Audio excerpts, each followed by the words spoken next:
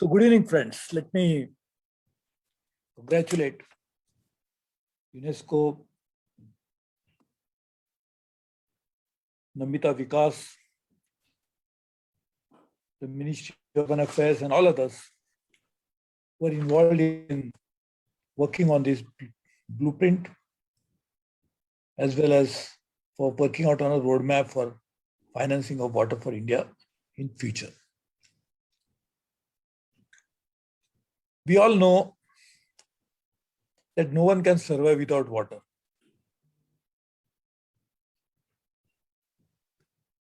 The challenge is, having accepted it, that we have to have water for survival of not just of human beings, but of all living beings. Having accepted it, we normally don't exert on working on the foolproof strategies to ensure that everybody will get water and will get it for all times to come.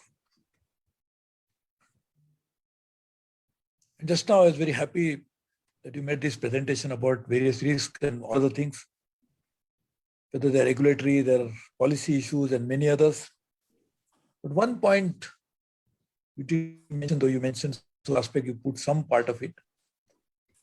But what you didn't mention is that people expect, and sometimes rightly so, that water is their fundamental right. It's part of a human right. Because as I said, if water is necessary for survival, then the first fundamental right of any human being anywhere in the world would be that I must survive. There are all other rights, fundamental rights that are enshrined in the constitutions of different countries. They become subsidiary. They become subservient to the idea that human beings have to first exist to exercise those rights, use the power that constitution gives them. And therefore, when people think that it is my right for survival comes from water, I must get water free. That's a big problem. That everybody wants water, and water has to be given in a way that it should not be attached to any cost or anything else. That becomes a problem.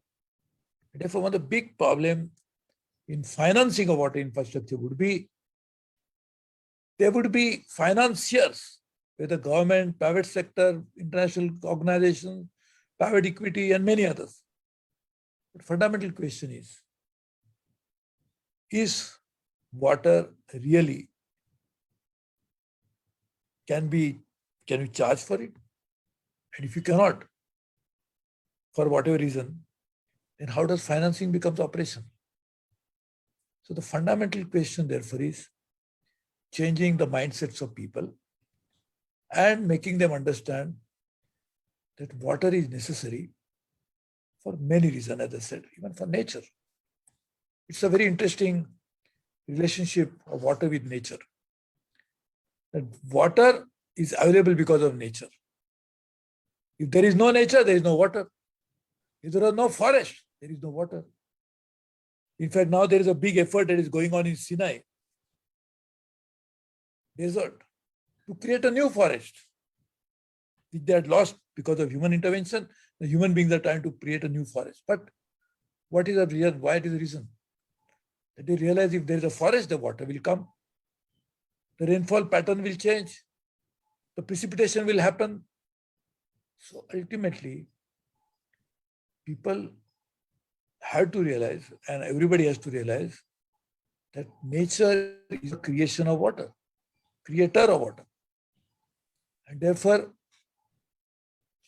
that part, we have to give it to the nature. Because nature has given it to us, we have to give it back to the nature.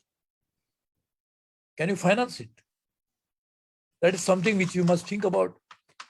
Because when you give it back to the nature, because nature has given it to you, you have to find out ways of ensuring that they get it. Now the problem, even if you accept the reality that nature needs water, there have to be trade-offs. Because if you give more to nature, the people will think, I'm not getting it. Then animals need water. Agriculture needs water. In fact, 83% of water in India goes to agriculture. Industry needs water. You can actually put those regulatory measures that you talked about in the presentation. And you can say that industry can be regulated. They must recycle everything. You mentioned only 30% of wastewater gets treated. But that's treated is different thing before it is put into the oceans or somewhere else. Recycling of water which goes to the drains, how much of it is recycled? Hardly anything. But the point is, you can put all those restrictions on one users of water who have no other choice but to follow the regulation. But how do you ensure that we put regulations in place for all users of water? The farmers will obviously say that I need water because without water there is no agriculture. And without agriculture, I don't have livelihood. So directly related to my livelihood. There again, changing the mindsets of farmers is very important. More water to farm is not helping the farm or the farmer either. We have seen in some places in India that too much of water given to the land has resulted into salinity increase in the land. So it is not helping the long-term soil security of the land getting affected. And in fact, soil security is the only reason why farms are productive. You cannot grow grains or agriculture products from sand. You can, but not to the extent that you need it. So fertility depends upon soil, and soil health depends upon so many factors, including how much fertilizers you give, whether you give them enough nutrients, but also depends upon how much water you give. So too much water is not a good idea, but farmers have a right to get legitimate water. They have the right, fundamental right. And therefore, we must ensure how do you give that to them. Other fundamental right of common citizen is how much they get it as part of their human right. I was dealing with water issues in the previous government when Mr. Vajpayee was the Prime Minister. In fact, I had 6 different responsibilities under Vajpayee ji, 4 under Mr. Modi ji. But among one of my 6 responsibilities was water responsibility. And there I was always saying that you must ensure basic minimum allocation of water to people.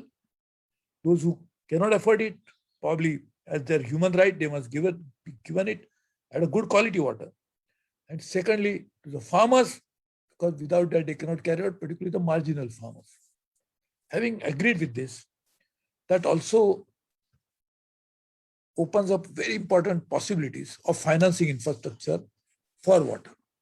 Because if you want to treat water, in fact, I think from the presentation I could see that probably you are mainly focusing on urban water affairs. That's why the ministry is also involved, which is Urban Water Ministry. So financing that segment is relatively easy. And whether you mention non-revenue water, NRW, which again is mainly issue related to the utilities, mainly water utilities in urban areas, because the non-revenue water comes from that area. But largely, urban water supply, financing is a different issue. But if you take water as a sector, which includes water to be given for agriculture, water to be given for nature, water to be given for other needs of the rural population and all others, then financing becomes an even complex issue. Therefore, just to put into perspective, water infrastructure financing in urban area is a very important issue and has been dealt with in the past. I used to also, when I was minister, also work with the World Bank on some of these aspects of it. But it's a very good paper. And Namita Vikas must be complimented for bringing it out and UNESCO supporting it. I think there is a very interesting change in the water policy space of India as well as water delivery space of India. Prime Minister Modi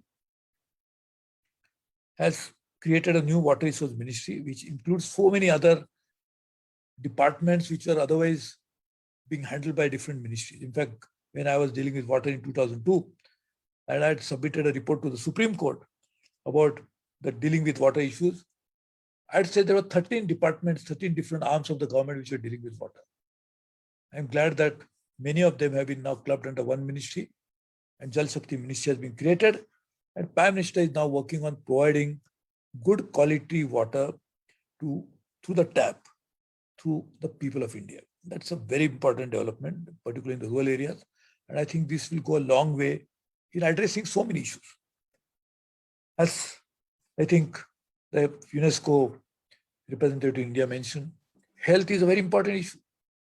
2/3 of the diseases in India, at least when I was working with it, were waterborne diseases. And 1/3 of the fatalities were attributable to the waterborne disease. So you can imagine the importance of water and quality of water and health. Also, the water, and you don't realize many times on gender issues. If you give water to the home, deliver it to homes of the people, which is what Prime Minister Modi's scheme is working on, the girls will be able to go to school.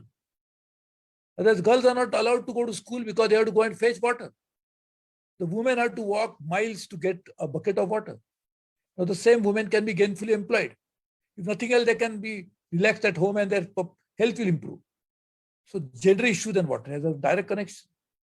So water has a lot of different connotations. I don't want to get into all the aspects today. This water is my pet subject.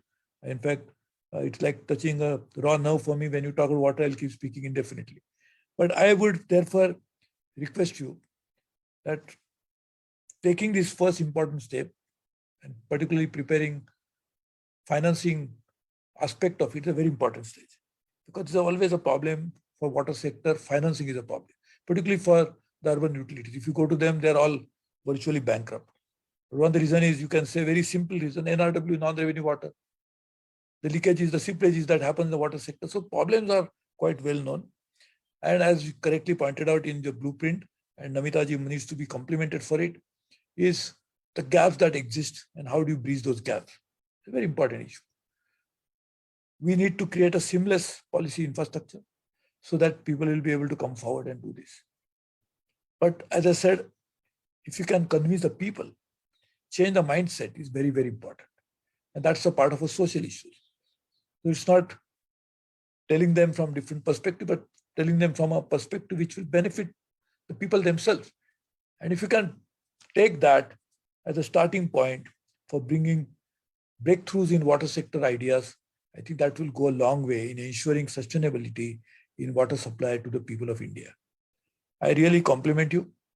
And I know the UNESCO is involved. So UNESCO is a global organization, not just working in India. So they'll bring in global ideas, global best practices into this area. Also the World Bank, which has been working on it for a long time.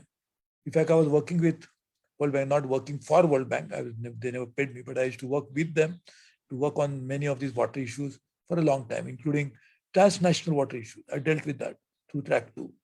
And therefore, I can clearly see a possibility of multilateral agencies joining hands with the good idea brain trust of India will actually ensure that we can find out good long-term sustainable solutions for addressing the water challenges of India.